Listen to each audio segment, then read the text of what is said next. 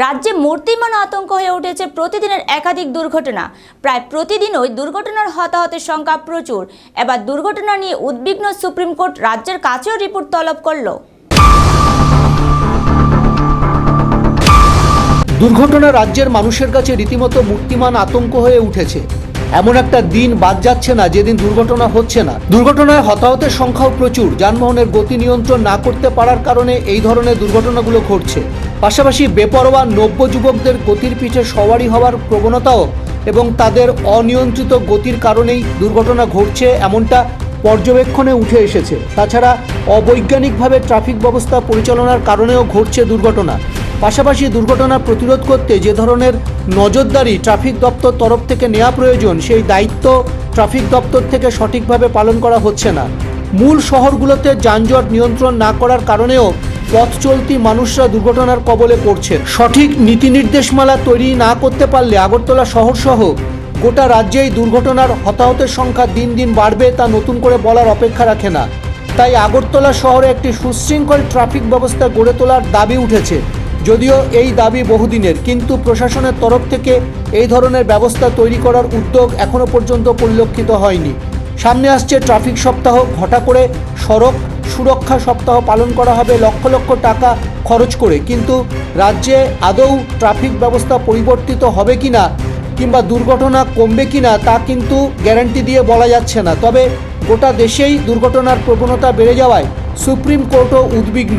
এ ব্যাপারে দেশের প্রত্যেকটি রাজ্যের কাছে রিপোর্ট তলব করেছে সর্বোচ্চ আদালত। রাজ্যের কাছেও সুপ্রিম কোর্টের তরফ থেকে তলব করা হয়েছে রিপোর্ট। উল্লেখ্য, ছোট রাজ্য হলেও বেপরোয়া যানবাহন চালনার কারণে ক্রমশ মৃত্যু ফাঁদে পরিণত হচ্ছে রাজ্যের বিভিন্ন সড়ক। রাজ্য স্বরাষ্ট্র দপ্তরের দেওয়া তথ্যই এর স্পষ্ট প্রমাণ বহন করছে। তথ্য অনুযায়ী গত 3 বছরে রাজ্যের বিভিন্ন থানায় লিপিবদ্ধ হয়েছে 1731টি সড়ক দুর্ঘটনার মামলা। এইসব দুর্ঘটনায় মৃত্যু হয়েছে বিপুল সংখ্যক মানুষের, যার সর্বমোট সংখ্যা 696 জন। দুর্ঘটনায় আহত হয়েছেন হাজারেরও বেশি ভুক্তভোগী পথচারী। বিদায়ী বছর 2024 সালেও রাজ্যের সড়ক দুর্ঘটনা মিছিলের সংখ্যা ছিল চোখে পড়ার মতো। 724টি যান দুর্ঘটনায় প্রাণ হারিয়েছেন 250 জনেরও বেশি মানুষ। রাজ্যে সড়ক দুর্ঘটনার এই উদ্বেগজনক চিত্র দেখে এবার সড়ক নিরাপত্তা ও মোটর ভেহিকলস অ্যাক্ট কার্যকরার বিষয় নিয়ে রিপোর্ট জমা দেওয়ার জন্য রাজ্য সরকারকে নির্দেশ দিল দেশের সর্বোচ্চ আদালত। ত্রিপুরার পাশাপাশি আরও 23টি রাজ্য ও 7টি কেন্দ্রশাসিত অঞ্চলকে এই রিপোর্ট জমা দেওয়ার জন্য নির্দেশ দিয়েছে বিচারপতি অভয় গোহাই ও উজ্জ্বল ভিয়ানির নেতৃত্বাধীন বেঞ্চ। তবে পশ্চিমবঙ্গ, মহারাষ্ট্র, তামিলনাড়ু, কর্ণাটক, কেরালা ও দিল্লি ইতিমধ্যে এই রিপোর্ট জমা দিয়েছে বলে তাদের ছাড় দিয়েছে সর্বোচ্চ আদালত। ত্রিপুরা সহ আরও 23টি রাজ্য ও 7টি কেন্দ্রশাসিত অঞ্চল এই রিপোর্ট জমা দেয়নি বলে জানিয়েছে সুপ্রিম কোর্ট। রাজ্য সরকার ও কেন্দ্রশাসিত অঞ্চলগুলোর জমা দেওয়া রিপোর্ট পাঠানো হবে সুপ্রিম কোর্টের নেতৃত্বে গঠিত সড়ক নিরাপত্তা কমিটির কাছে। চলবে রিপোর্ট নিয়ে নানা আলোচনা পর্যালোচনা। প্রসঙ্গত 2024 সালের সেপ্টেম্বর মাসে সমস্ত রাজ্য সরকারকে মোটর ভেহিকেল অ্যাক্ট 1988-র 136A ধারা কার্যকর করার জন্য নির্দেশ দিয়েছিল সর্বোচ্চ আদালত। এই ধারায় ইনস্টল করা ইলেকট্রনিক্স ডিভাইসের ধারণ করা ফুটেজের ভিত্তিতে চালান জারি করার ব্যবস্থা রাখা হয়েছে।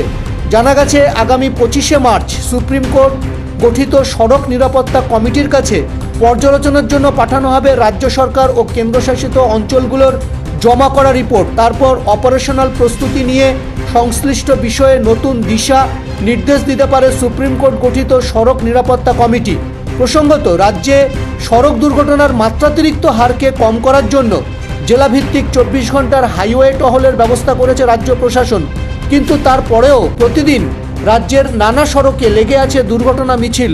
ট্রাফিক আইনের সঠিক প্রয়োগের অভাব এবং সড়ক নিরাপত্তা নিয়ে সাধারণ মানুষের মধ্যে জনসচেতনতার অভাব থাকার কারণেই রাজ্যের সড়কগুলো এখন সাধারণ পথচারীদের কাছে রীতিমতো ত্রাস হয়ে উঠছে বলে বহুবার স্পষ্ট মতামত জানিয়েছেন বিশেষজ্ঞ মহল। এবার সেই চিত্রে বদল আনার জন্যই কড়া অবস্থান নিল দেশের সর্বোচ্চ আদালত। নিজস্ব সংবাদ প্রতিনিধি, এশিয়ান টাইমস।